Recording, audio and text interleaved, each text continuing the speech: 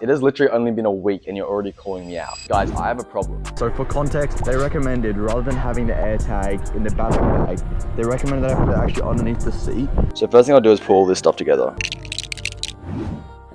And the next step's gonna be just to tighten it all up.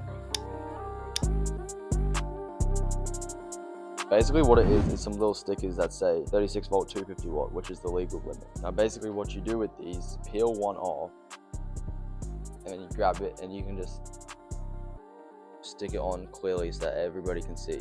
Alrighty guys, so we've got the air tag fitted under the seat and the sticker on, but I'm not fully convinced that the air tag is gonna stay in place. So let's actually find out if it's gonna work or not.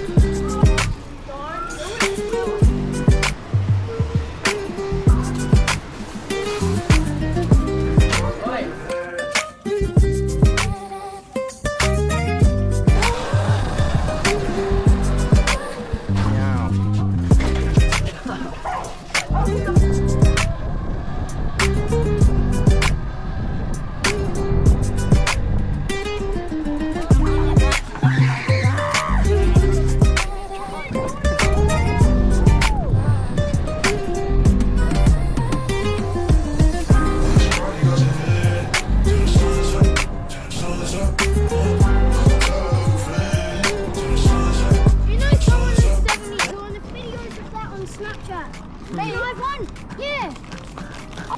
You let me write that if I read this. No. Oh. I've seen your videos on Snapchat. That's not him, that's someone else. Oh, I see that exact bike on Snapchat. Yeah, that's because it's a stock bike. They all look like that. Bro, he's 9 years old. That's a crazy bike for 9.